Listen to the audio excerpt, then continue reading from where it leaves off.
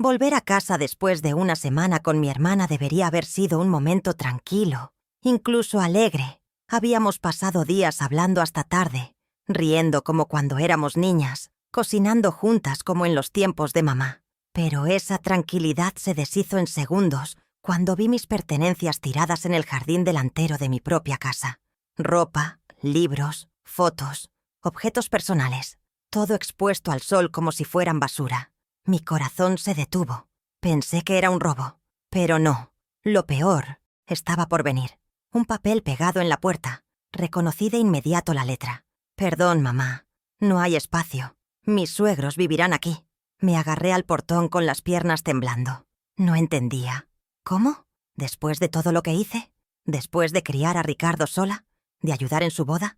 ¿De ser la abuela que siempre estaba? ¿Así me pagaban? Un papel. Una excusa. Una traición. Me quedé allí, en silencio, sin una lágrima. No grité. No rompí nada. Solo el silencio. Pero dentro de mí quebró. Algo y al mismo tiempo, algo nació. Una mujer distinta. Una mujer que no sabía que existía. Era como si por fin escuchara mi propia voz, esa que había callado durante tantos años para mantener la paz. Mi vecina, doña Marcia, llegó corriendo cuando me vio parada allí. Me abrazó fuerte y dijo: «Elena, eso es una humillación. No mereces esto». Tenía razón, pero ya no estaba en la fase de preguntar si merecía o no. Estaba en la fase de decidir qué haría con esa humillación. Le conté que tenía un centro, comprado hace 3 años en silencio, como inversión, como escape secreto. Sin dudarlo, metimos todas mis cosas en su auto. Ella manejaba. Yo solo miraba por la ventana, sin decir una palabra. Por dentro, ya había tomado una decisión. El apartamento era pequeño, pero era mío. Un espacio silencioso con una vista hermosa de la ciudad. Me senté en la cama sin deshacer la maleta, respirando hondo. No lloré. No me dejé vencer. Esa noche no dormí. Pensaba en cada momento, cada detalle de los últimos años. Cómo fui desapareciendo. Cómo me fui volviendo invisible. Cómo dejé de ser Elena para ser solo la mamá de Ricardo o la abuela de los niños. Pero esa Elena, la mujer que soñaba, que opinaba, que tenía fuerza, esa Elena estaba despertando. Y si tú, que me estás escuchando, también sientes que tu silencio se ha vuelto una cárcel, suscríbete al canal, dale like y activa la campanita, porque en este espacio tu historia importa, porque ya hemos callado demasiado. Y hoy, como yo, mereces contar tu verdad con dignidad. Recordé cómo empezó todo. Antonio, mi esposo, murió de un infarto cuando Ricardo tenía solo 19 años. Me tocó sostener todo. La casa, los estudios de Ricardo, las cuentas. Volví a dar clases particulares para pagar las cosas. Me levantaba a las 5, trabajaba hasta el mediodía, limpiaba, cocinaba, corregía cuadernos y aún encontraba fuerzas para sentarme con mi hijo, hacerle té de manzanilla y escuchar sus miedos. Él era sensible y la ausencia de su padre lo dejó desorientado. Pero yo estaba ahí, siempre, sin faltar un solo día. Fui madre y padre, fui todo. Ricardo terminó la universidad con 24 años. Me sentí tan orgullosa como si el diploma fuera mío. Luego consiguió trabajo en una empresa de logística. Fue allí donde conoció a Camila. Al principio parecía una joven amable, pero algo en sus ojos me ponía en alerta. No era desprecio, era cálculo, disfrazado de sonrisas. Igual, me guardé mis reservas. Quería ver a Ricardo feliz. Me tragué mis presentimientos. Me tragué muchas cosas. Cuando anunciaron el compromiso, ofrecí mi casa. Les dije que podían vivir conmigo hasta que se estabilizaran. ¡Qué ingenuidad la mía! Vendí joyas de mamá para ayudarlos con el casamiento. Tomé un préstamo con mi jubilación. Hice todo con amor, sin esperar nada. Solo soñaba con ver a mi hijo formar una familia. El día de la boda lloré como una niña. Ricardo de smoking, Camila de blanco. Parecía un sueño. Se mudaron conmigo. Al inicio todo era armonía. Yo cocinaba, limpiaba, cuidaba el orden para que ellos llegaran del trabajo y encontraran todo listo. Me sentía útil, presente, querida. Pero pronto, los comentarios comenzaron. Camila decía que el arroz quedaba pasado, que la casa olía a vieja, que yo hablaba mucho en la mesa. Empecé a callarme. a usar menos sal, a abrir las ventanas todo el día, a evitar estar en el comedor cuando ellos cenaban. Me reduje, me apagué. Todo por no incomodar. Me hacía pequeña. Pensé que las cosas mejorarían. ¡Qué error tan doloroso! Y cuando nació Lucas, mi primer nieto, creí que las cosas cambiarían. Pero no, fue peor. Me prohibían tocarlo. Decían que podía enfermarlo, que estaba vieja, que era mejor que fuera a la guardería. Mi corazón se rompía con cada frase. Pero seguí intentando. Hacía compras, lavaba su ropa, cuidaba la casa, todo para justificar mi presencia. Porque sí, en mi propia casa, yo tenía que justificarme. Camila me trataba como empleada remunerada. Ricardo simplemente no decía nada. Se hundía en el sillón frente al televisor y fingía no ver. Con el nacimiento de Sofía, 2 años después, la indiferencia se volvió desprecio. Yo ya no era parte de esa familia.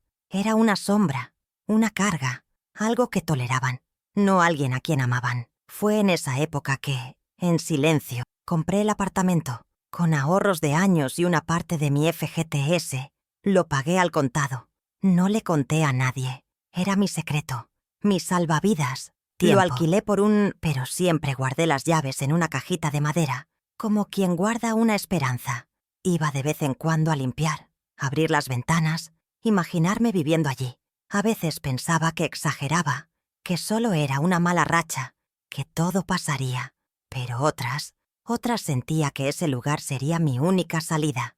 Y llegó ese día, ese martes, el día en que regresé con la maleta oliendo a la casa de mi hermana y el corazón lleno de recuerdos felices. Y lo encontré todo ahí, bajo el sol, y el papel en la puerta, y mi silencio. Porque no grité, no pedí explicaciones, no imploré. Solo me fui, con doña Marcia, a mi apartamento. Y esa noche, sentada en la cocina, con el sol escondiéndose tras los edificios, supe que no habría vuelta atrás. Algo dentro de mí se había cerrado, y algo más se había abierto. Mi dignidad, mi voz, mi valor. Los días siguientes fueron una mezcla de calma y tormenta. Dormía poco, soñaba mucho, escuchaba los ruidos de la ciudad por la ventana y pensaba en cada decisión. Ordené mis cosas en silencio. Lavé cada prenda como si quisiera limpiar también el pasado. Decoré el apartamento a mi manera, con plantas y cortinas claras. Era pequeño, pero era mío. Y en cada rincón había una parte de mí volviendo a vivir. Doña Marcia venía todos los días. Traía pan, dulces, una sonrisa cálida. Y poco a poco, mi tristeza empezó a ceder. Fue ella quien me contó todo. Que los suegros de Camila llegaron 2 días después de mi viaje, con camión de mudanza y todo. Que no fue impulso, fue una jugada calculada. Que habían vaciado mi habitación sin remordimiento. Que los vecinos estaban indignados. Que doña Teresa, la de la esquina, dijo que esperaba mi regreso para ver si era verdad. Me sentí avergonzada, pero también liberada. Ya no había más máscaras. Ya no tenía que fingir que todo estaba bien. Ya no era una sospecha, era una verdad confirmada.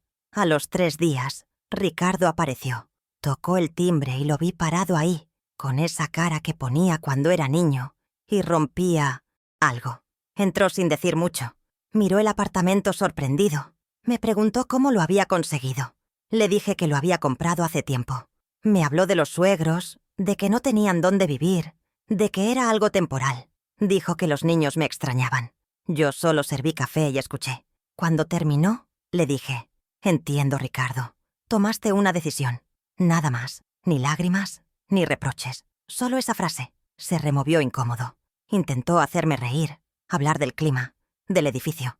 Yo respondía con sílabos, con cortesía, pero sin emoción. Él era mi hijo, sí, pero ese día entendí que ser madre no significa ser alfombra. Antes de irse, sacó dinero del bolsillo. Dijo que quería ayudar con mis gastos. Lo puse sobre la mesa sin tocarlo. «No necesito, tengo mi jubilación», dije. Vi el asombro en sus ojos. Me había subestimado. Pensó que era una anciana sin recursos, sin opciones. Pero estaba equivocado, muy equivocado. Después de que se fue, pensé en todas las veces que me callé. En cada comida que preparé sin un gracias. En cada vez que hice silencio para no incomodar. Y me pregunté, ¿cuándo fue que dejé de ser Elena? ¿Cuándo empecé a existir solo como madre o abuela? Me miré al espejo. El reflejo era de una mujer cansada, pero también de una mujer que despertaba. Empecé a caminar por el centro, a entrar en librerías, a tomar café sola, a respirar como si por primera vez lo hiciera con libertad. Una semana después, Camila vino. Con los niños, Lucas y Sofía corrieron a abrazarme. Sentí el alma temblar. Me llamaron abuela, con esa voz que me derretía. Camila empezó a hablar con voz dulce, que los niños me necesitaban, que yo hacía falta, que pronto todo volvería a la normalidad, que apenas los suegros encontraran un lugar, yo podría volver. Yo la miré a los ojos y supe que mentía. No por odio, sino por conveniencia. No quería a la suegra de vuelta, quería a la sirvienta de vuelta. Entonces le pregunté, Camila, ¿ustedes quieren que regrese ¿Niños para mientras cuidar a trabajan? los...? Ella titubeó. Se notó nerviosa. Insistí. ¿Eso es lo que quieren? ¿Una niñera gratis? No supo qué decir. Y yo ya no necesitaba una respuesta. Ella bajó la cabeza, tomó a los niños y se fue. Pero antes de irse me dijo, «Usted está cambiada, doña Elena. No es la misma». Tenía razón. No lo era. Y no lo sería nunca más. Esa noche me sentí más fuerte que nunca. Llamé a mi hermana Azira. Le conté todo. Desde el billete en la puerta hasta la visita de Camila. Se enojó como... Me dijo que los denunciara, que eso era abandono, que los hijos ingratos merecían castigo. Pero yo no buscaba venganza. No quería hacer daño. Solo quería respeto. Y sobre todo, quería vivir. Azira me dijo algo que nunca olvidaré. Elena, viviste toda tu vida para los demás. Ahora te toca vivir para ti. Esas palabras se quedaron dando vueltas en mi alma. Sí, era hora. No esperé más. Al día siguiente llamé a una inmobiliaria. Pedí una evaluación de la casa donde Ricardo y su familia vivían. Mi casa. La que estaba a mi nombre. La que construí con Antonio. Me atendió un joven llamado Gabriel. Educado. Eficiente. Quedamos en vernos el jueves siguiente. Le di la dirección. Cuando la mencioné, hizo una pausa. Esa zona está muy valorizada, señora. Es una excelente propiedad. Colgué el teléfono con el corazón acelerado. Estaba decidida. Iba a recuperar lo que era mío. No con rabia. Con justicia. El jueves, Gabriel y yo fuimos a la casa. Yo tenía las llaves, claro. Ricardo estaban trabajando. Los niños en la escuela. Entramos. El desorden era total. Ropa en los sillones, platos sucios, juguetes por todos lados. Los suegros de Camila estaban sentados en el cuarto principal, mi antiguo cuarto, viendo televisión. Cuando me vieron se pusieron de pie, incómodos. «¿La señora? Soy la dueña de la casa. Estamos aquí para hacer una evaluación». No dijeron nada. Bajaron la mirada. Gabriel comenzó su trabajo. Medía, anotaba, sacaba fotos. Profesional. Cuando terminamos, impecable. Me dijo que la casa valía mucho más de lo que imaginaba. Suficiente para vivir tranquila el resto de mi vida. Le dije que lo pensaría, pero ya lo había decidido. Solo quería hacer todo legalmente, sin gritos, sin escándalos, sin darles razones para decir que yo era la villana. Esa misma tarde busqué un abogado. Doña Marcia me recomendó al doctor Enrique, un señor mayor, de voz pausada y ojos sabios. Me escuchó sin interrumpir. Cuando terminé me dijo, «Usted tiene todo el Usmiachen. Derecho, doña Elena. Es su casa. Nadie puede obligarla a compartirla». Él me explicó que podía enviar una notificación legal, dando un plazo de 30 días para desocupar el inmueble, y que después podía venderlo sin problemas. Sentí un alivio inmenso. Ya no era solo una emoción, era una acción, era un paso. Doctor Enrique redactó el documento y lo envió. Ese mismo día fui al banco. Organicé mis finanzas. Tenía mi jubilación, unos ahorros, el dinero del antiguo alquiler. Y con la venta podría invertir, ayudar a otros, vivir con dignidad. Me sentí poderosa. Y no por el dinero, por las decisiones. Doña Marcia celebró conmigo.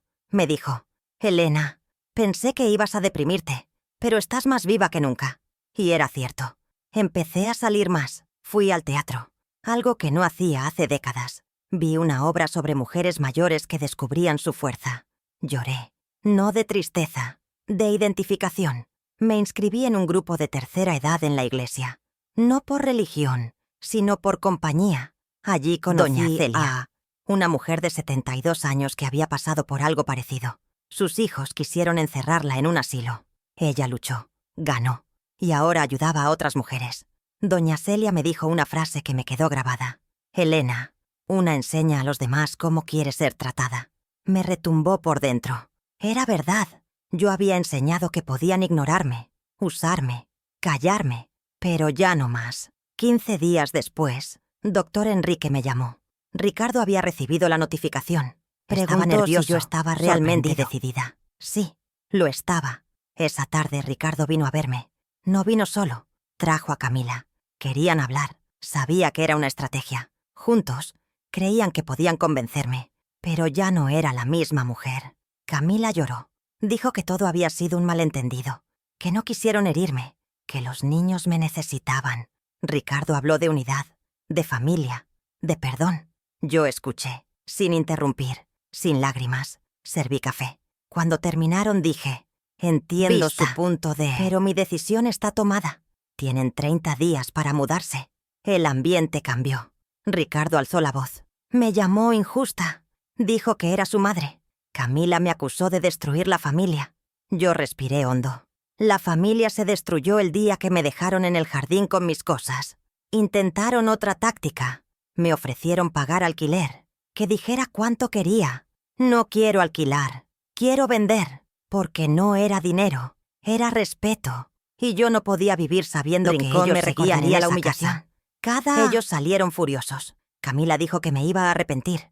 Ricardo que jamás imaginó esta reacción. Yo no me moví. Ni una lágrima. Ni una duda. Me quedé ahí, viendo la puerta cerrarse. Por primera vez, no me sentí culpable. Me sentí libre. Libre de una vida que ya no quería. Los días siguientes comenzaron las llamadas. Primos, tías, conocidos que no me hablaban hace años. Todos opinando. Todos diciéndome que estaba mal. Que debía perdonar. Que la familia era sagrada. Pero ninguno llamó cuando fui echada a la calle. Ninguno preguntó si tenía dónde dormir. Solo aparecieron cuando supieron que yo iba a vender la casa. Doctor Enrique me dijo que era normal. Cuando los mayores toman el control, aparecen los oportunistas. Tenía razón. Pero yo ya había aprendido. Y no iba a dejar que me manipularan otra vez. Una semana antes de que se venciera el plazo, Ricardo volvió. Solo. Diferente. Más flaco. Más serio. Más humano. Me pidió hablar. Dijo que entendía mi posición. Que había reflexionado. Que se dio cuenta del valor que yo tenía. No solo como cuidadora. Como persona. Me pidió disculpas. Sin excusas. Sin adornos. Solo eso. Perdón. Dijo que los niños me extrañaban. Que él también. Que todo fue un error. Yo lo miré. Escuché. Cuando terminó, le serví café. Le agradecí sus palabras. Pero le dije, eso no cambia lo que pasó. Tú tomaste una decisión. Yo también. Ricardo bajó la mirada. Me preguntó si no extrañaba a la familia. Si no deseaba parte de sus vidas. Le respondí con calma. Echo de menos al hijo que me escuchaba. Que me abrazaba sin motivo. Que me preguntaba cómo me sentía. Pero ese hijo ya no estaba desde hacía mucho tiempo. Incluso antes de que me dejaran en el jardín. No dijo nada. Se quedó en silencio. Ese silencio que, por primera vez, me pertenecía. No era un castigo. Era mi límite. Mi forma de protegerme. Y él lo sintió. Lo entendió. Intentó argumentar que todos cometemos errores. Que era momento de... Le dije que quizás él había aprendido algo. Pero que yo también. Que había aprendido a no aceptar migajas. A no callarme por miedo. A no vivir esperando el reconocimiento de los demás. Me miró como si viera a otra mujer. Y tenía razón. Era otra. O mejor dicho, era yo. La de siempre. La que había quedado enterrada bajo años de servicio, de renuncia, de silencios. Ricardo se fue sin insistir. Solo dejó un sobre en la mesa. Dentro del sobre había dibujos de Lucas y Sofía. Dibujos de... mí, de la abuela. Con corazones y frases escritas con letra infantil. Te amo, abuela. Vuelve pronto. Eres la mejor. Mi corazón se apretó. Me dolió. Pero no me rompió. Porque entendí que podía amar sin dejarme romper. Le escribí a Ricardo un mensaje. Pueden venir a visitarme cuando quieran. La puerta está abierta para mis nietos. Pero la mujer que conocieron ya no está. Hoy soy otra. Y esta nueva versión merece respeto. No hubo respuesta. Solo silencio. Pero esta vez digno. Fue un silencio. 2 semanas después, Ricardo vino con los niños. Era sábado por la tarde. Lucas y Sofía entraron corriendo. Me abrazaron. Me contaron de la escuela, de los amigos, de cosas pequeñas y hermosas. Yo los escuché. Les hice merienda. Les conté cuentos. Pero no volví a ser la abuela complaciente. No les dije que sí a todo. No los llené de dulces. Les hablé con ternura, pero con firmeza. Al principio se sorprendieron. Estaban acostumbrados a otra versión de mí. Pero con el tiempo, empezaron a entender, a respetarme, a valorarme. Un día Lucas, que ya tenía 12 años, me miró mientras comíamos galletas y dijo: «Abuela, estás diferente, pero me gustas así. Ahora dices lo que piensas». Esa frase me llegó al alma, porque sí, por fin lo hacía. Camila nunca más vino a mi apartamento. Según Ricardo, le costaba aceptar esta nueva dinámica. No entendía cómo yo había cambiado tanto, pero la verdad es que no cambié. Solo me quité la armadura del silencio. Volví a ser la mujer que alguna vez fui. Libre, fuerte, con opinión, con valor. Mi primer cumpleaños después de la venta de la casa lo celebré en el apartamento. Preparé todo con cariño. Invité a doña Marcia, a las amigas del grupo de la iglesia, a los compañeros del voluntariado. También vinieron personas que conocí en el curso de informática. Mi casa se llenó de risas, de abrazos, de alegría sincera. Ricardo trajo a los niños. Se quedaron sorprendidos al ver tantas personas. Lucas me preguntó: «¿Quiénes son todos?». Le respondí: «Mis amigos, mi nueva familia». Me sonrió, y en sus ojos vi comprensión. Esa tarde, doña Lourdes, una señora que conocí por internet, viajó desde São Paulo para acompañarme. Había pasado por algo similar. Hizo un brindis que nunca olvidaré. Dijo: «Elena es prueba de que nunca es tarde para empezar de nuevo. Nunca es tarde para ser feliz». Todos aplaudieron. Y yo lloré, pero eran lágrimas de orgullo, de alivio, de libertad, porque ahora sabía que sí, había vida después del abandono. Podía ser hermosa, y esa vida rica, verdadera, no perfecta, pero mía, totalmente mía. Hoy, 2 años después de aquel billete cruel, miro por la ventana de mi apartamento y sonrío. Viajo cuando quiero, aprendo lo que deseo, ayudo a quien lo necesita. Tengo tiempo, tengo paz, tengo voz, y no la pierdo más. Ricardo y yo mantenemos contacto, corto, respetuoso. No somos los mismos, pero al menos hay verdad. Los niños me visitan, reímos juntos, jugamos cartas, vemos películas. Ya no me esfuerzo por ser la... Solo soy yo, y eso es suficiente, más que suficiente. A veces me pregunto si fui demasiado dura, si debía haber dado otra oportunidad. Pero entonces recuerdo cómo me sentía en esa casa, invisible, minimizada, despreciada. Y sé que hice lo correcto. No busqué venganza, busqué paz, y la encontré. Me reconstruí desde las ruinas, y cada día es un nuevo ladrillo de dignidad, de amor propio, de autenticidad. Cada pequeña decisión es un acto de respeto hacia mí misma. Ya no me esfuerzo por encajar, me esfuerzo por ser fiel a quien soy. Y si tú estás escuchando esta historia y te sientes invisible, pequeña, sin voz, te lo digo con el corazón, no es tarde, nunca es tarde. No importa cuántos años tengas, siempre puedes empezar de nuevo, siempre puedes levantarte, siempre puedes elegirte. Si esta historia te tocó, suscríbete al canal, comparte este video con quien lo necesite y déjanos un comentario. ¿Qué habrías hecho tú en mi lugar? Tus palabras pueden ser la luz en el día de otra persona. Después de mi cumpleaños, sentí que algo en mí se asentaba, como si, por fin, mis raíces encontraran tierra firme.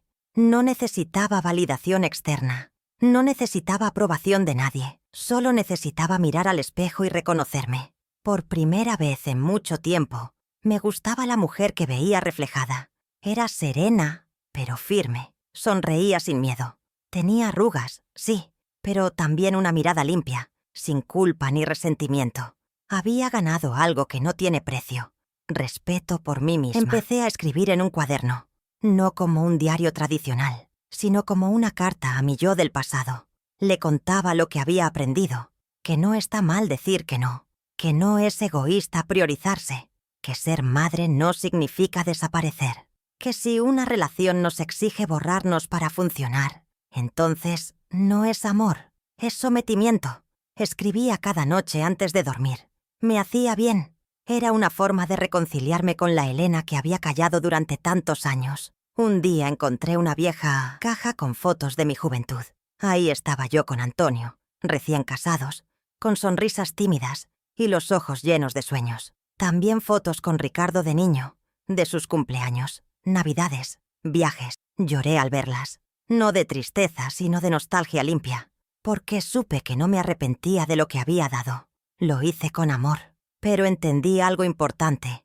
Amar no significa permitir que nos anulen. Se puede amar con todo el corazón y aún así poner límites. Volver a conectar con mi historia me dio más fuerzas para seguir. Empecé a dar charlas en el grupo de la iglesia. Contaba mi experiencia sin adornos, con verdad. Muchas mujeres se me acercaban al final, llorando, diciendo que vivían situaciones similares, que se sentían atrapadas, desvalorizadas, olvidadas. Les decía lo mismo que me repetía cada mañana.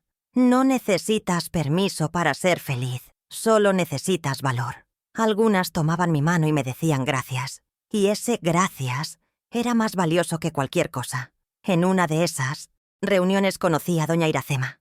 Tenía 74 años y una energía que contagiaba. Me dijo, yo me separé a los 70. Mi marido me gritó durante 40 años. Un día me miré al espejo y dije, basta. Su historia me conmovió. Nos hicimos amigas. Empezamos a caminar juntas por las mañanas. Ella me enseñó a usar una aplicación de celular para contar pasos. Yo le enseñé a hacer pan casero. Reíamos como niñas. Y así, sin buscarlo, fui formando una nueva familia. Una familia elegida.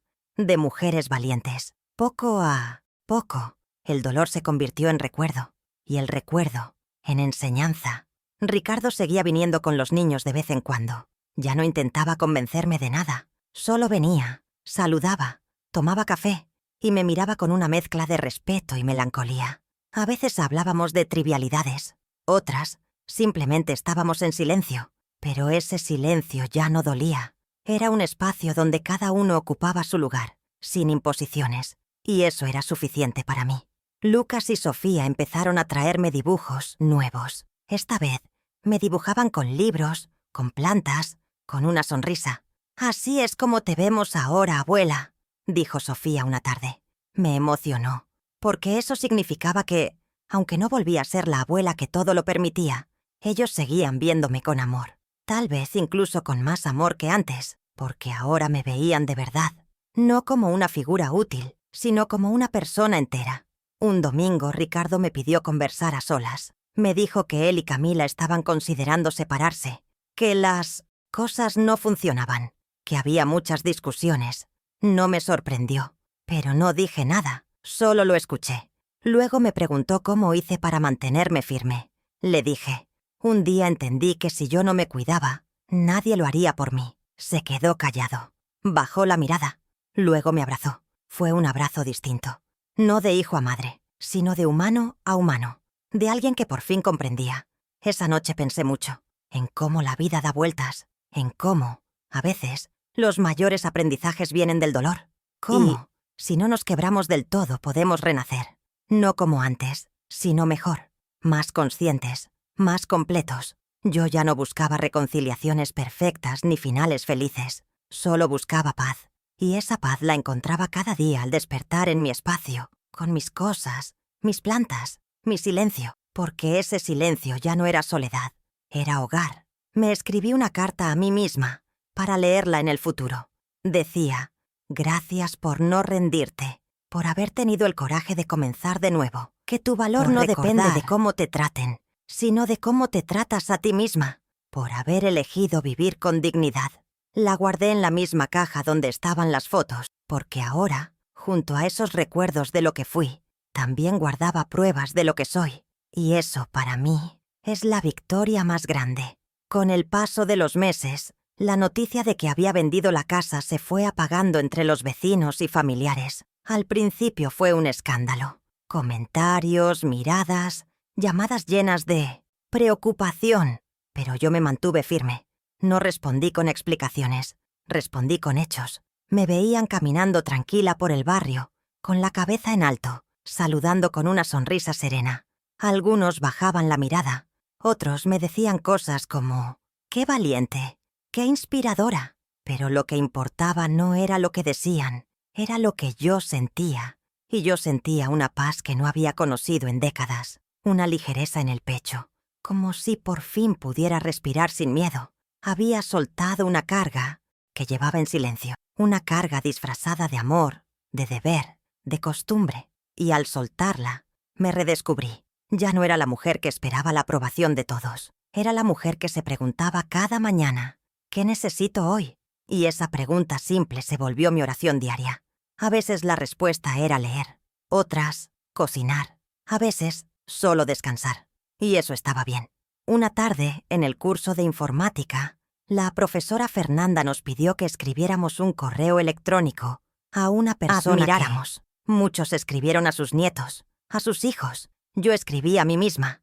El asunto era, «Gracias, Elena».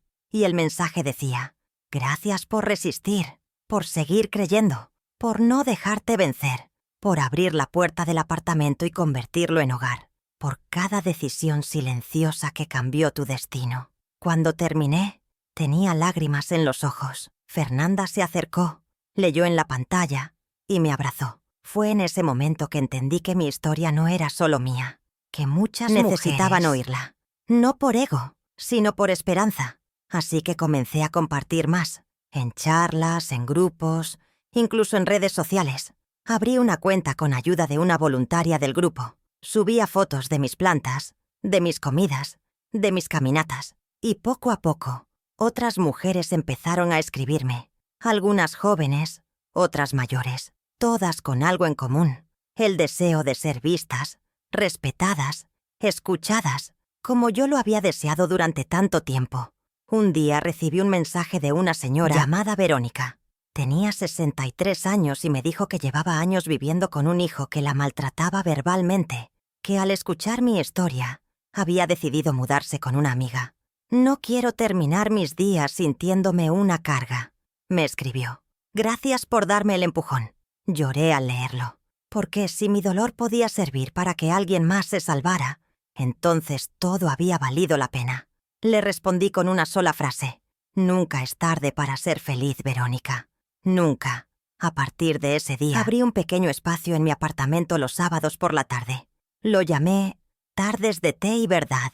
Venían 5 o 6 mujeres. Traíamos galletas, café, historias. Algunas hablaban mucho. Otras solo escuchaban, pero todas encontraban algo en común, el alivio de no sentirse solas. Era como construir una red invisible que nos sostenía a todas, sin juicios, sin deberes, sin máscaras, solo mujeres compartiendo vida. Y en ese compartir sanábamos. No rápido, no por completo, pero como sí para seguir adelante. Ricardo lo supo por Lucas. Un sábado me dijo: «Papá dice que te ves más feliz que nunca». Sonreí. Y le respondí: «Es verdad». Me miró con sus ojos grandes y curiosos. «¿Por qué antes no eras feliz?», le dije. «Porque antes no sabía que tenía derecho a serlo». Me abrazó con fuerza, y en ese abrazo sentí que algo se reparaba.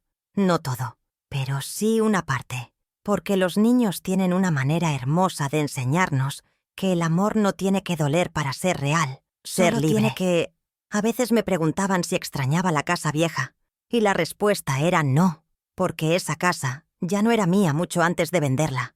Había dejado de ser hogar cuando empecé a caminar en puntillas para no molestar, cuando mi voz se volvió susurro, cuando mis decisiones eran anuladas. El apartamento pequeño que ahora habitaba tenía más calor que aquella casa de 3 habitaciones, porque aquí yo decidía la música, la hora de la comida, el color de las paredes. Aquí nadie me decía que estaba de más. Aquí, yo era la dueña de mi vida. También me preguntaban si algún día pensaba perdonar del todo. Y yo respondía: «Ya los perdoné, pero eso no significa que vuelva a permitir lo mismo». El perdón, para mí, era dejar de cargar con el rencor, pero también era aprender a decir basta, a cerrar puertas, a elegir con quién quiero compartir mi tiempo, a saber que merezco respeto sin tener que rogarlo. Y eso, para muchas personas, es más escandaloso que el resentimiento, porque una mujer que se respeta incomoda, porque deja de ser útil para quienes solo sabían usarla. A veces me despierto temprano, antes del amanecer, y salgo a la pequeña terraza con una taza de café. Miro las luces de la ciudad, escucho los primeros pájaros y pienso, gracias vida, gracias por mostrarme que siempre se puede volver a empezar. Y en ese instante, recuerdo aquella tarde en que vi mis cosas tiradas en el jardín, y no siento rabia, siento gratitud, porque ese momento, que parecía el fin, fue en realidad el principio, el momento exacto en que Elena dejó de sobrevivir y empezó a vivir de verdad. Una mañana, mientras organizaba el armario, encontré un vestido que no usaba desde hacía años. Era azul claro, con flores pequeñas. Lo había comprado para el bautizo de Lucas, pero nunca llegué a ponérmelo. Camila dijo que no hacía falta que yo fuera tan arreglada. Es solo un evento familiar. Recuerdo que comentó. Ese día me cambié sin pensarlo. Me maquillé un poco, me perfumé, me miré en el espejo y me dije, hoy vas a salir a almorzar contigo misma, Elena. Y eso hice. Caminé al restaurante de la esquina y pedí lo que me gustaba. Me senté junto a la ventana. Me sentí viva. Al camarero le llamó la atención que estuviera sola. Me dijo, ¿está esperando a alguien? Le respondí, no, estoy conmigo. Y me caigo muy bien. Se rió. Me trajo un postre de cortesía. Era una tontería, pero me hizo sonreír todo el día, porque por mucho tiempo me había olvidado de mí, de mis placeres, de mis gustos, todo giraba en torno a otros. Y ahora, poco a poco, me estaba reencontrando, como quien vuelve a una casa antigua y redescubre sus rincones favoritos. En ese almuerzo me crucé con doña Ruth, una antigua vecina. Se acercó con cara de sorpresa. «Elena, te ves radiante. ¿Qué estás haciendo?», le respondí. «Estoy viviendo». Y no necesitó más explicación. Se sentó conmigo, pedimos café y conversamos por horas. Me contó que su hija se había mudado y que sentía la casa vacía. Hablé de las tardes de té y verdad. La invité. Al sábado siguiente llegó con un bizcochuelo de naranja y una sonrisa tímida. Desde entonces no falta a ninguna reunión. Empezamos a crecer. Éramos ya más de 10 mujeres. Algunas traían amigas, otras venían desde otros barrios. Una vez vino una señora desde otra ciudad, solo para compartir su historia. Era como si, al abrirme, hubiese dado permiso a otras para hacer lo mismo. Y eso me emocionaba profundamente, porque no era solo mi sanación, era la nuestra. La de muchas que, como yo, habían creído que el silencio era nobleza, que el sacrificio era amor, y que, con los años, habían descubierto que también merecían ser escuchadas. En uno de esos encuentros, doña Clarita, de 81 años, nos dijo, «¿Se dan cuenta de que aquí nadie se interrumpe, nadie juzga, nadie se impone? Esto es lo más parecido al respeto que he vivido en décadas». Todas nos quedamos en silencio, pero no era un silencio incómodo. Era un silencio lleno de acuerdo, gratitud, de comprensión. Nos miramos, algunas lloramos, y yo pensé, si esta es la última etapa de mi vida, quiero que sea así, rodeada de respeto, de sororidad, de verdad. Ricardo supo del grupo. Un día me preguntó si podía pasar a saludar. Le dije que sí. Llegó una tarde de sábado, con gesto serio pero educado. Saludó una por una a las mujeres. Escuchó en silencio lo que compartían. Cuando terminamos, me abrazó y me dijo al oído, «Ahora entiendo muchas cosas, mamá». Fue una frase corta, pero no pidió volver atrás. No prometió cambiar, solo entendió. Y a veces, eso es más valioso que 1000 promesas vacías, porque el entendimiento sincero es el primer paso del respeto verdadero. Después de ese día, nuestra relación se volvió más tranquila. No éramos los de antes, pero ya no dolía. Él venía de vez en cuando.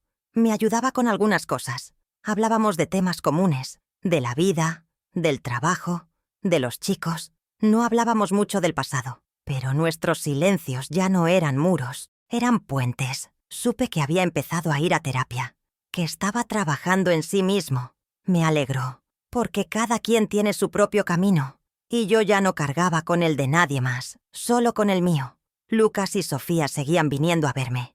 Traían cuentos nuevos, habían crecido, pero en sus ojos seguía viendo el cariño intacto. Sabían que en casa de la abuela se hablaba con calma, se compartía con respeto, y eso los marcaba. Un día Sofía me dijo: «Cuando sea grande, quiero tener una casa como la tuya, donde la gente se escuche». Tuve que contener las lágrimas, porque, sin quererlo, estaba sembrando algo nuevo, algo que quizás ellos lleven en su corazón para siempre. La semilla del respeto. Camila seguía ausente. Ricardo no hablaba mucho de ella. Yo no preguntaba. No por indiferencia, sino por prudencia. Entendí que había cosas que no me correspondían. Aprendí a no involucrarme en lo que no era mío, a soltar, a observar sin juzgar. Y eso me trajo mucha paz, porque durante años había sentido que debía estar en todo, resolver todo, salvar a todos. Ahora entendía que eso no era amor, era control disfrazado de entrega. Y cuando solté ese peso, pude mirar la vida con otros ojos. Una noche, mientras ordenaba papeles, encontré el contrato de venta de la casa.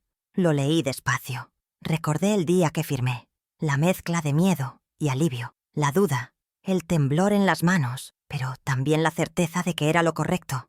Guardé el contrato en una carpeta, lo cerré y lo puse al fondo del. No porque quisiera olvidarlo, sino porque ya no lo necesitaba a la vista. Era parte de mi historia, sí, pero ya no me definía. Lo que me definía ahora era todo lo que había construido desde ese día. El apartamento, que al principio era solo un refugio, se había convertido en mi mundo. Cada rincón hablaba de mí. La estantería con mis libros preferidos, las plantas que cuidaba con cariño cada mañana, la manta tejida que usaba para leer en el sillón. No era una casa de revista, pero tenía alma. Y esa alma era mía.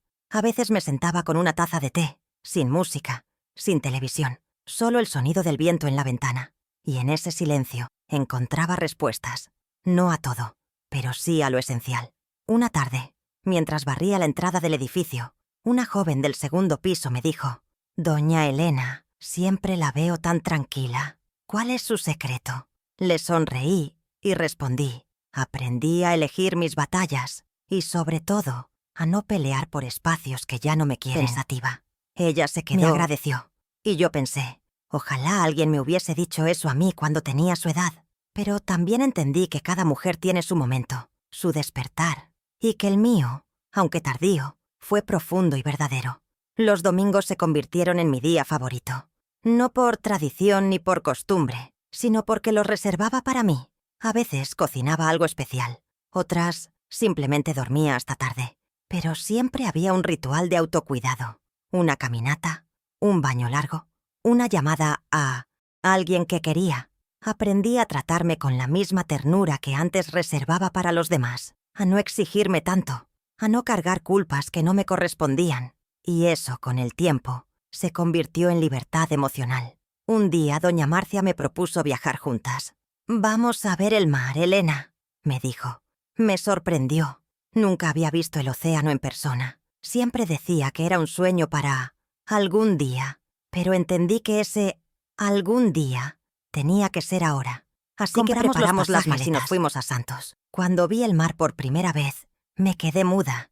La inmensidad, el sonido, el olor salado. Sentí algo en el pecho, algo que se soltaba. Lloré en silencio. Y doña Marcia me tomó de la mano. «Lo logramos», me dijo. Esa semana fue mágica. Caminábamos por la arena, comíamos pescado fresco, nos reíamos de cualquier cosa. Nos sentíamos jóvenes otra vez, no por la edad, sino por la liviandad del alma. Conocimos a otras personas mayores que también estaban viajando solas o con amigas. Una señora nos contó que, al enviudar, decidió recorrer todas las playas del país. Otra dijo que llevaba años sin pisar la arena porque su familia decía que no era lugar para viejas. Nos reímos todas, porque sabíamos que no hay edad para la felicidad. Cuando regresamos, sentí que algo había cambiado en mí para siempre. Ya no era solo la mujer que había recuperado su voz, era también la mujer que ahora se permitía soñar. Hice una lista de cosas que siempre quise hacer y que había postergado. Aprender a pintar, tomar clases de canto, escribir una crónica. No importaba si lo hacía bien o mal. Lo importante era intentarlo, porque por primera vez las decisiones estaban en mis manos, y eso era poderoso. más que cualquier reconocimiento externo. Lucas un día vio la lista pegada en mi nevera. ¿Vas a hacer todo eso, abuela? Me reí. Voy a intentarlo, mi amor. Me abrazó. ¿Puedo ayudarte con alguna? Le dije que sí, que podía enseñarme a usar una aplicación para grabar audios. Quería empezar a contar mi historia en podcast. Era un experimento, algo nuevo, pero sentía que tenía mucho por compartir. Y si mi voz podía llegar a otras mujeres, aunque fuera solo a una, valía la pena. Porque cuando una mujer se levanta, su eco puede despertar a muchas más. Grabé el primer episodio una tarde de otoño. Conté sobre la tarde en que encontré mis cosas en el jardín, sobre cómo no grité, no lloré, no pedí explicaciones, solo me fui, y cómo ese silencio fue mi grito más fuerte. Al finalizar dije, si estás escuchando esto y te sentís sola, recordá, no estás sola. Hay una mujer aquí que te entiende, y si yo pude, tú también podés. Al terminar la grabación, lloré, no por tristeza, sino por gratitud, por todo lo vivido, por todo lo transformado. El podcast empezó a circular en pequeños grupos. Algunas oyentes me escribían correos, otras me llamaban. Recibí una carta de una mujer de Salta que me decía, «Gracias por poner en palabras lo que no sabía, cómo decir». Me emocionó profundamente, porque sentí que mi historia, que tantas veces me pesó como una cruz, ahora era una semilla de esperanza. No por lo perfecta, sino por lo real, porque en un mundo que grita, el testimonio silencioso de una mujer mayor sigue siendo revolucionario. Ese invierno, organizamos una tertulia literaria en el grupo de mujeres. Cada una llevó un fragmento de algún libro que la hubiera marcado. Yo llevé un texto de Clarissa Pinkola Estés que decía, «No estamos hechas para ser buenas, estamos hechas para ser verdaderas». Cuando lo leí, varias asintieron en silencio, porque en esa frase cabía todo lo que habíamos aprendido, que no vinimos al mundo a complacer, ni a ser invisibles, ni a mendigar amor. Vinimos a vivir con verdad, y esa verdad, aunque duela, nos salva. Con cada encuentro, con cada conversación, sentía que nos reconstruíamos juntas. Ya no hablábamos solo del pasado, sino también del presente, de lo que queríamos hacer, de lo que aún podíamos lograr. Una tarde doña Zulema, que había estado callada durante meses, levantó la voz y dijo, «¿Y si escribimos un libro entre todas?» Nos miramos sorprendidas y luego empezamos a reír. Pero no era una risa burlona, era una risa de complicidad, de posibilidad, de libertad. Esa noche no dormí pensando en los capítulos que yo podría escribir. Empezamos a reunirnos los miércoles para escribir. Algunas dictaban, otras escribían. Había historias de amor, de abandono, de migración, de lucha, de sueños que no se apagaron. Y poco a poco, ese cuaderno colectivo fue tomando forma. Un compilado de verdades femeninas, contadas sin filtro, sin pena, con orgullo. Le pusimos un título simbólico. Nos eligieron para callar y elegimos hablar. Cuando lo terminamos, hicimos una pequeña presentación en la parroquia. Había más de 50 personas. Todas aplaudieron de pie. Y yo no podía dejar de sonreír. Ricardo vino ese día. Se sentó en la última fila. Me miraba con una mezcla de sorpresa y, cuando terminó la lectura, se acercó y me abrazó fuerte. «No sabía que tenías tanto por decir, mamá». Le respondí. «Siempre lo tuve, solo que nadie preguntaba». Me besó la frente, y en ese gesto entendí que por fin él empezaba a verme. No solo como madre, no solo como cuidadora, sino como mujer, como ser humano con historia, con heridas, con voz. Ese reconocimiento no borraba el pasado, no curaba todo, pero me aliviaba, me hacía sentir vista. Y a veces, esos valores que no necesitan explicación, solo necesitan ser nombrados. Y el hecho de que mi hijo, aunque tarde, lo hiciera, era un paso hacia algo más honesto, más igual, más digno. Ya no esperaba que él fuera el hijo perfecto, solo esperaba que no volviera a tratarme como si yo no importara. Lucas y Sofía leyeron algunos fragmentos del libro. Me preguntaron si todo lo que decía era verdad. Les dije que sí, que no escribí para acusar, sino para liberar, y que ellos, más que nadie, aprender que las mujeres de su vida merecen respeto. Cuando tengan amigas, cuando tengan pareja, cuando tengan hijas, Recuerden lo que escribió su abuela. Ellos asintieron en silencio, me abrazaron, y yo sentí que, quizás, estaba dejando una herencia más valiosa que cualquier bien material, una herencia de conciencia. Un domingo, mientras preparaba un pastel para llevar al grupo, sonó el timbre. Era Camila. No la veía desde hacía más de un año. Estaba delgada, ojerosa, distinta. Me dijo que necesitaba hablar. Dudé, pero le abrí la puerta. Nos sentamos en la cocina. Ella empezó a llorar. Dijo que estaba sola, que se había separado de Ricardo, que no sabía qué hacer. Me miró con ojos suplicantes. Sé que no merezco tu ayuda, pero no tengo a nadie más. Me quedé en silencio. No por frialdad, sino por respeto a mí misma. La escuché durante más de una hora. No la interrumpí. Solo serví té y la dejé hablar. Cuando terminó, le dije, Camila, todos tenemos derecho a equivocarnos. También tenemos derecho a poner límites. Yo no puedo rescatarte, pero puedo ofrecerte un consejo. Construí tu vida desde la verdad, no desde el miedo. Ella asintió llorando. No pidió quedarse. No pidió perdón. Solo se fue. Y en ese gesto supe que algo había cambiado. Que había tocado fondo. Y que tal vez, como yo, estaba lista para renacer. No la volví a ver. Pero a veces, Ricardo me contaba que ella estaba bien, que había empezado a trabajar, que buscaba terapia. Y yo deseaba que encontrara, no por mí, sino por ella. Porque entendí que cuando una mujer se levanta de verdad, no lo hace contra nadie. Lo hace por sí misma. Y eso es lo que realmente transforma el mundo. Mujeres que deciden no hundirse, aunque todo parezca perdido. En el segundo aniversario del grupo, Tardes de Té y Verdad, hicimos una celebración grande. Hubo música, comida, lecturas, abrazos. Vinieron mujeres de otras ciudades, algunas con bastones, otras con nietos, pero todas con historias poderosas.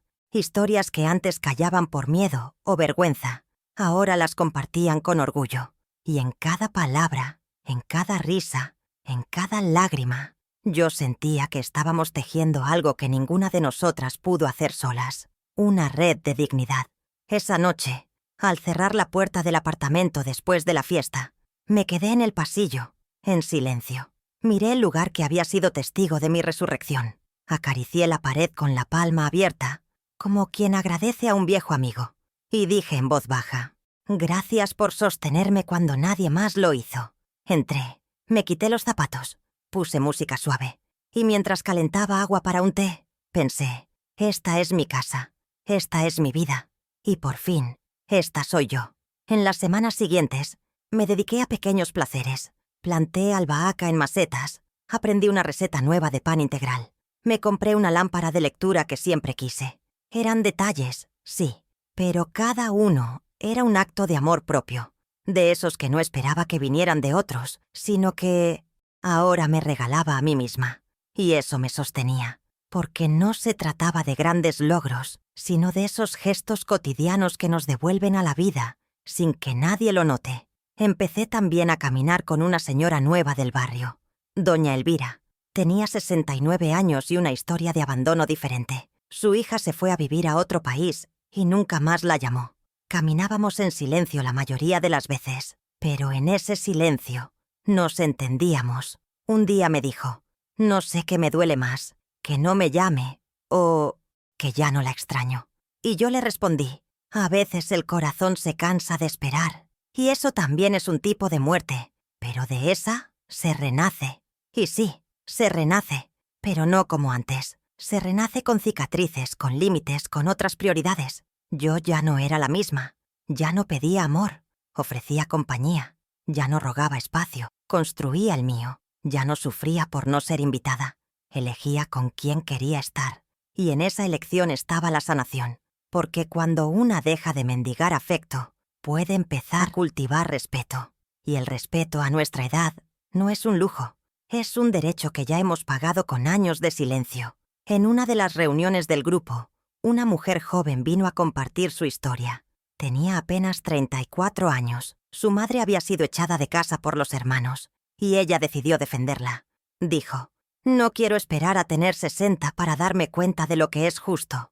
Nos abrazó al final. Y yo pensé, quizás nuestras voces sí están llegando lejos, más de lo que imaginamos. Porque, a veces, lo que empieza como un testimonio termina siendo una cadena que despierta conciencias. Y eso es más poderoso que cualquier ley. Esa noche me costó dormir, pero no por angustia, sino por emoción.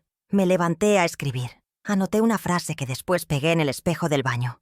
No soy el resultado de lo que me hicieron. Soy el resultado de lo que elegí hacer con eso. Y cada mañana, al cepillarme los dientes, la leo. Me recuerda que tengo agencia, que tengo poder, que a pesar de los años, pérdidas, de los rechazos, sigo siendo autora de mi historia. Y eso me mantiene de pie. Una tarde, recibí una llamada inesperada.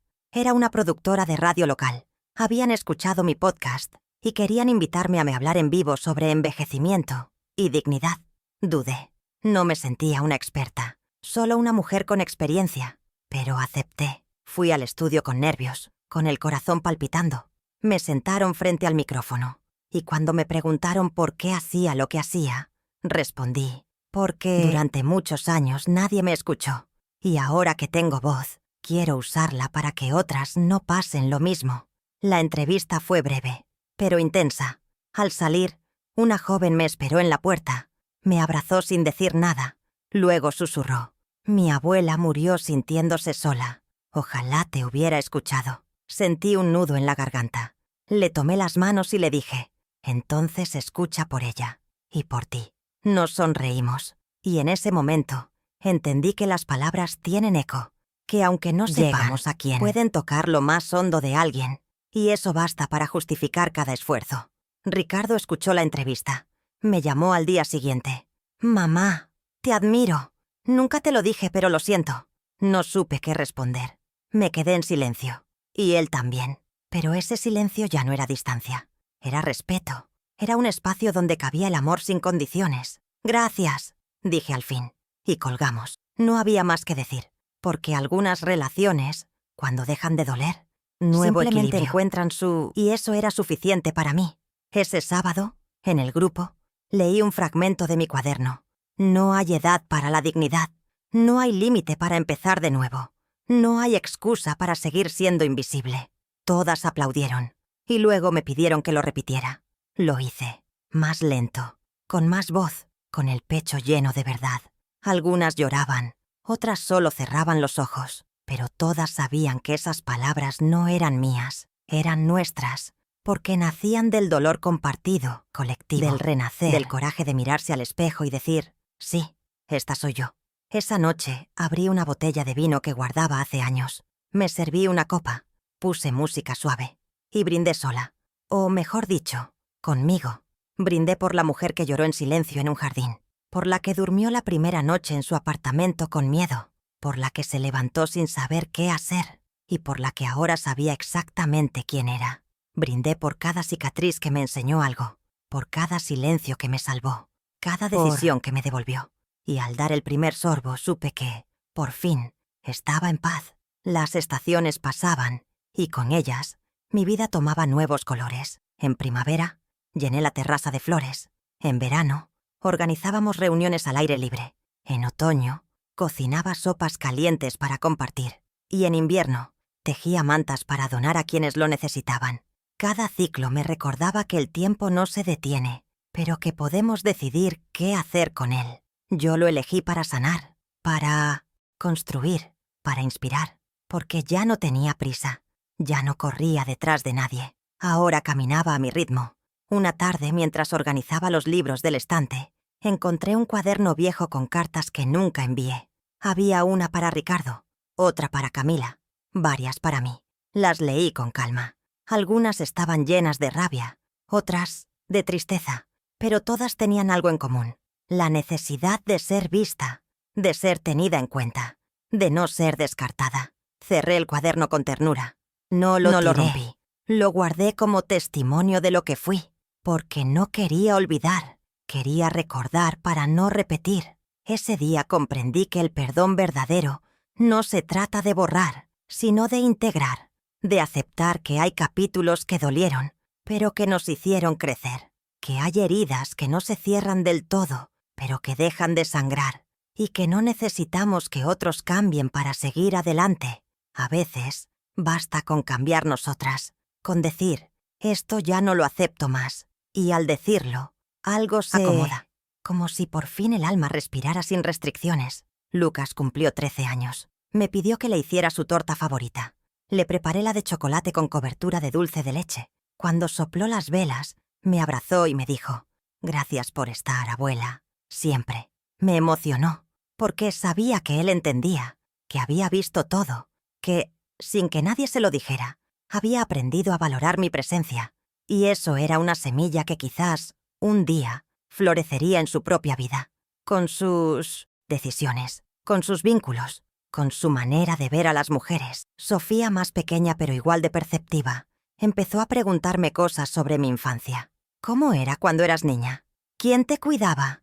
Me encantaba responderle. Le contaba de mi madre, de las tardes de lluvia, de los juegos con Azira, y mientras hablaba, me daba cuenta de que, al contar mi historia, también la resignificaba, porque no todo había sido dolor. También hubo alegría, también hubo amor, y ese equilibrio era el que ahora podía transmitir.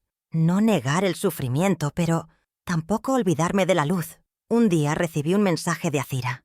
Quería que viajara a verla de nuevo. Esta vez, sin prisa, sin culpas, sin interrupciones. Me tomé un colectivo temprano, y al llegar, me esperaba con una manta en el porche y 2 tazas de café. Nos abrazamos largo. No hablábamos todos los días, pero cuando lo hacíamos, era como si el tiempo no pasara. Esa tarde le conté todo lo que había vivido. Ella me escuchó con los ojos llenos de lágrimas. «Estoy orgullosa de ti, hermana», me dijo. «Muy pocas logran hacer lo que hiciste». Dormí en su casa como en los viejos tiempos. Al despertar, me trajo el desayuno a la cama. Nos reímos de cosas viejas, de errores compartidos, de secretos de familia. Y entendí que, aunque el árbol genealógico puede tener ramas secas, siempre hay raíces que nos sostienen. Azira era una de esas raíces, y su amor me recordaba que no toda familia hiere, que hay vínculos que sanan, que acompañan, que no exigen nada a cambio. Y esos eran los que ahora elegía cuidar. Antes de regresar, me regaló una foto nuestra de niñas. Estábamos descalzas, abrazadas, riendo. La puse en el velador al lado de mi cama. Cada vez que la miraba, recordaba quién era. No la versión que los demás moldearon, sino la niña libre, curiosa, valiente, esa que siempre estuvo dentro de mí, esperando ser reconocida. Y ahora por fin lo era. No por un hombre, no por un hijo, no por una sociedad, sino por mí misma. Era el acto más revolucionario de todos. Empecé a recibir invitaciones para dar charlas en centros de adultos mayores. Iba con mi cuaderno, con mi voz tranquila, con mi verdad sin adornos. No buscaba aplausos, solo conexión. Y cada vez que una mujer se me acercaba al final y me decía: «Yo también viví eso», sentía que valía la pena, porque al compartir, dejaba claro que no estábamos solas, que no era una casualidad, sino un patrón, y que nombrarlo era el primer paso para romperlo. Con palabras, con decisiones, con actos pequeños y firmes. En una de esas charlas, una señora me tomó la mano y me dijo: «Gracias por hablar sin odio». Me quedé pensando, porque era verdad. Ya no hablaba desde la rabia. Esa había pasado. Ahora hablaba desde la dignidad, desde la claridad, desde el derecho de contar mi versión sin necesidad de gritar. Y entendí que, cuando una mujer recupera su voz, no necesita aplastar a nadie, solo necesita ser escuchada. Y cuando eso ocurre, el mundo cambia. Aunque sea un poco, aunque sea dentro de una sola habitación. Una tarde cualquiera, mientras regaba mis plantas, recordé aquel día en que llegué por primera vez a este apartamento con mis cosas en cajas. Todo estaba en silencio. Yo también. Pero no era un silencio vacío. Era un silencio lleno de posibilidades, de comienzos, de decisiones por tomar. Y hoy, al ver cómo crecen las flores en la terraza, pienso que yo también florecí, que aunque me arrancaron de un lugar, eché raíces en mí misma, y desde allí todo se volvió fértil otra vez. No me volví más joven, no recuperé los años perdidos, no cambié a nadie, pero me transformé, me reconstruí, me volví a elegir, y eso para mí fue suficiente, porque después de tantos años viviendo para los demás, entendí que también merecía espacio en mi propia historia, que no vine al mundo a ser decorado en la vida de otros, sino protagonista de la mía, y que eso no era egoísmo, era justicia, justicia emocional, justicia con mi niña interior, justicia con la mujer que fui y la que soy. A veces, las noches siguen siendo largas. La soledad golpea la ventana como el viento frío de julio, pero ya no me asusta. La recibo con té caliente, con un buen libro, con un abrazo, a mí misma, porque aprendí a estar sola sin sentirme vacía, a disfrutar mi compañía, a entender que no todo lo que se va es una pérdida. A veces es una liberación, y cada vez que el silencio vuelve, lo escucho como una vieja amiga que viene a recordarme todo lo que superé. He pensado mucho en qué habría sido de mí si no hubiese tomado aquella decisión, si me hubiera quedado callada, si hubiera vuelto a esa casa como si nada. Y me duele imaginarlo, porque me veo apagada, arrugada por dentro, soportando migajas de afecto. Y eso no es vida. Eso es sobrevivir en nombre del deber. Pero yo ya no quiero deber. Quiero vivir. Y vivir a mi edad es un acto de valentía, de esos que no se celebran con aplausos, pero que cambian todo desde adentro. Hoy tengo amigas de todas las edades. Algunas tienen 30, otras más de 80. Pero todas compartimos algo en común. Ya no pedimos permiso para ser. Nos reunimos, reímos, lloramos, y en cada encuentro sellamos el pacto de nunca más volver a callar, de nunca más permitir el desprecio disfrazado de familia, de nunca más olvidar que valemos, que importamos, que merecemos, y esa certeza, tejida entre nosotras, se ha vuelto nuestra nueva herencia, una que nadie podrá quitarnos jamás. La historia que acabo de contarles no es perfecta. Grietas, contradicciones, momentos oscuros, pero es mía y es real. No la cuento para dar lecciones, sino para dejar constancia de que se puede, de que, aunque te echen con un papel en la puerta, podés volver a construir. No igual, mejor, no sin dolor, pero con verdad. Y si una sola mujer escucha esto y se anima a dar el primer paso, ya habrá valido la pena cada palabra. A veces camino por la ciudad y la gente no nota mi paso. Soy una señora mayor más entre tantas, pero por dentro llevo un mundo que renació desde el abandono. Y eso me da una fuerza que no se ve, pero que sostiene, porque no necesito que todos me vean. Me basta con verme yo. Y cuando me miro ahora, me reconozco, no como la madre, no como la abuela, no como la que siempre servía, sino como la mujer que eligió su paz. En mi mesa de luz tengo una frase escrita con marcador. Nunca más vas a suplicar amor. La leo cada noche antes de dormir. Es mi promesa, mi escudo, mi guía, porque en los momentos de recordar de dónde vengo, necesito y todo lo que tuve que soltar para llegar hasta aquí. Ya no me defino por quienes me rechazaron. Me defino por lo que hice con ese rechazo, por cómo lo transformé, por cómo, en lugar de rendirme, eché alas. Y si tú estás escuchando esta historia y sentís que te pareces a mí, que has dado todo y te quedaste sin nada, quiero decirte algo. Todavía estás a tiempo. Todavía podés cambiar tu historia. No importa tu edad.